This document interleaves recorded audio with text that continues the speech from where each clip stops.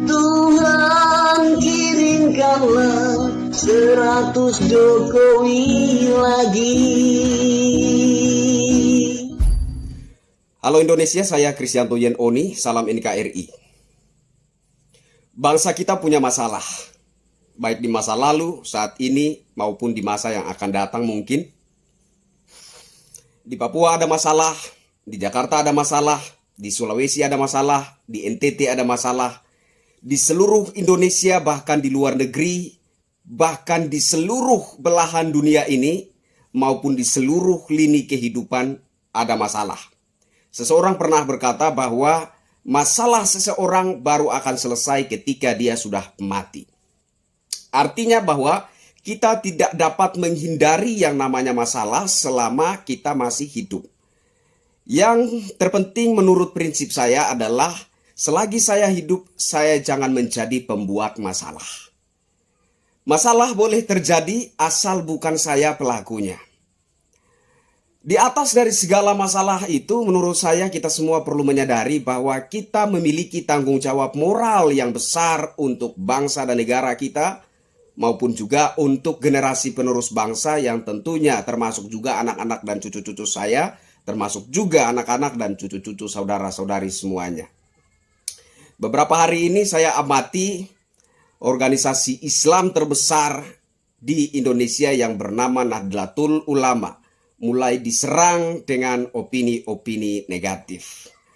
Apa maksudnya dari semua itu? Maksudnya adalah bagaimana caranya agar membuat citra NU menjadi buruk di mata masyarakat, membuat citra NU seolah-olah NU sudah tidak lagi berada di jalur yang benar dalam hal keagamaan. Dengan begitu, maka para benalu bangsa ini akan lebih bebas untuk bermanuver. Seperti biasanya, jualan agama, jualan ayat, jualan dalil, dan lain sebagainya demi suatu ambisi politik. Sekali lagi saya tegaskan, demi suatu ambisi politik. Jadi apapun narasi yang mereka lontarkan, apapun opini negatif yang coba mereka bangun terhadap organisasi Islam terbesar di Indonesia, yakni Nahdlatul Ulama, adalah bagaimana supaya Nahdlatul Ulama ini menjadi hancur, buruk, dan rusak di mata masyarakat. Dengan begitu mereka akan lebih bebas untuk melancarkan agendanya. Agenda yang mana? Agendanya jelas. Pada kampanye Pilpres 2019 yang silam, ada seorang tokoh agama dalam ceramahnya mengatakan bahwa 2019 bagi dia adalah perang ideologi. Kemudian narasinya itu dikuatkan oleh seorang tokoh agama pula yang saat ini sedang menjadi pesakitan, sedang berurusan dengan hukum. Yang jelas memaparkan agenda busuk mereka terhadap NKRI. Yang jelas memaparkan upaya mereka untuk membuat negara ini menjadi negara agama. Videonya sudah sangat viral dan saya kira bukan lagi menjadi rahasia bagi seluruh rakyat Indonesia bahwa mereka punya target 2021. Indonesia harus menjadi negara agama. Tapi kita bersyukur kita punya pemerintah yang bijaksana, kita punya TNI Polri yang gagah berani, kita punya badan intelijen negara yang luar biasa yang patut kita acungi jempol. Sehingga 2021, syukur, alhamdulillah, puji Tuhan, hingga saat ini keutuhan bangsa dan negara kita, keutuhan negara kesatuan Republik Indonesia masih aman, utuh, terjaga, dan terlindungi. Saya kira ini berkat dari dukungan kita semua terhadap bangsa, pemerintah, dan juga aparat TNI Polri.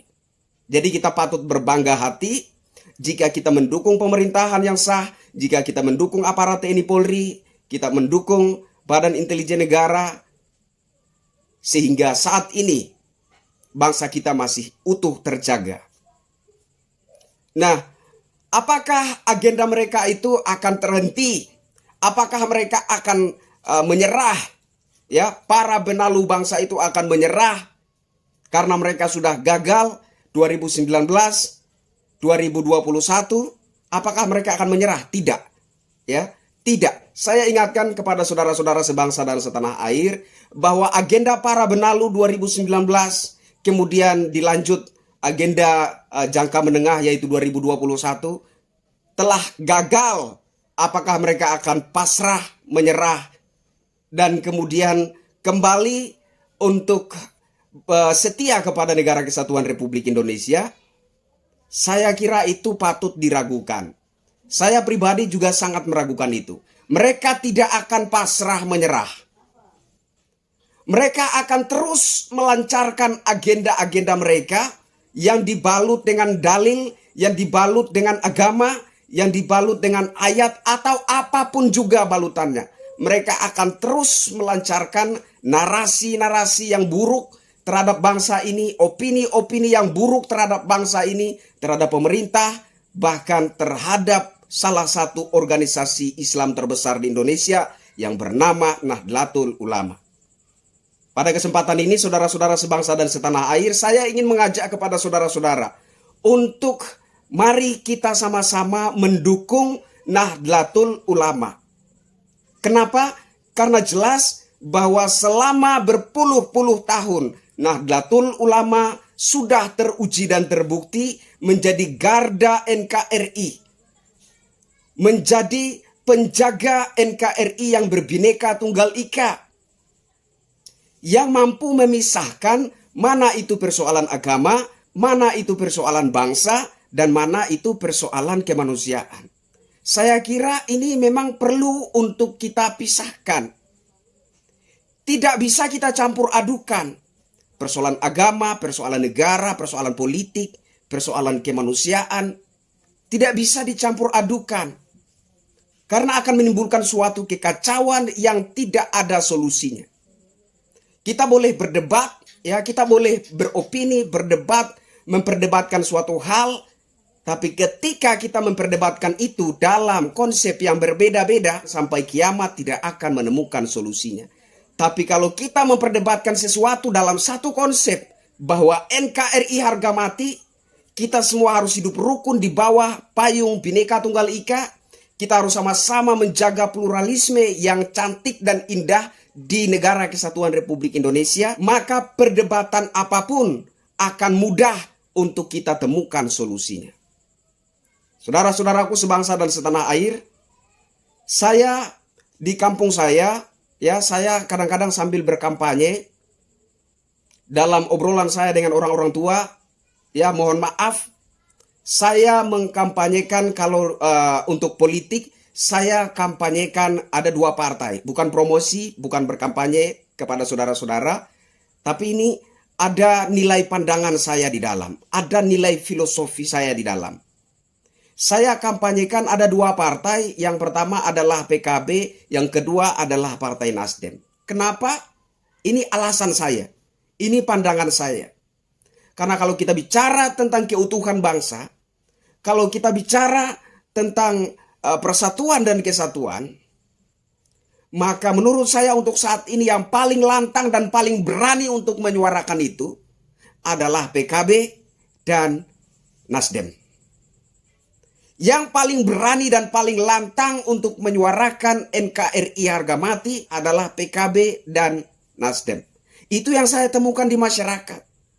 Saudara-saudaraku sebangsa dan setanah air, kembali kepada narasi saya di awal tadi, bahwa bangsa kita ini punya sekelumit masalah. Baik di masa lalu, saat ini, maupun mungkin di masa yang akan datang ada masalah. Di Indonesia ada masalah. Di luar negeri, bahkan di seluruh belahan dunia, bahkan di seluruh lini kehidupan ini ada masalah. Dan seseorang baru akan bebas dari masalah ketika dia sudah mati. Intinya, selagi saya masih hidup, saya tidak menjadi sumber masalah. Masalah boleh terjadi, tapi jangan saya yang melakukannya. Mari satukan hati kita untuk sama-sama kita menjaga keutuhan NKRI.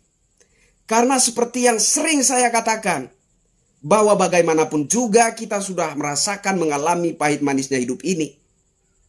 Tapi kita tidak boleh menjadi orang egois yang tidak memikirkan masa depan. Karena di masa depan ada anak-anak dan cucu-cucu saya, juga ada anak-anak dan cucu-cucu saudara-saudara sebangsa dan setanah air yang membutuhkan bangsa ini untuk tetap hidup dan melanjutkan peradaban sebagai suatu bangsa yang merdeka dan berdaulat.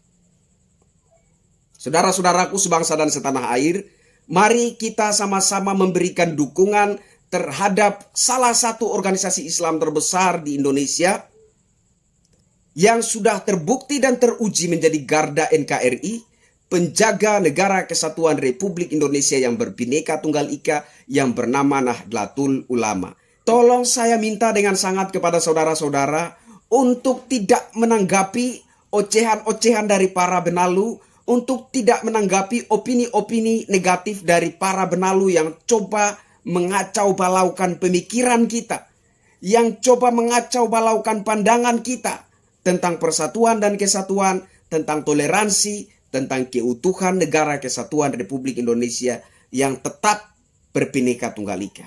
Tolong jangan ditanggapi, tolong abaikan saja, ya. Mari sama-sama kita satukan hati demi NKRI tercinta. Demi kedaulatan bangsa ini, demi masa depan bangsa ini, demi masa depan keberlangsungan hidup anak-anak dan cucu-cucu kita. Saya Krisyanto Yen Oni, salam NKRI. Bravo NKRI. NKRI harga mati. Merdeka!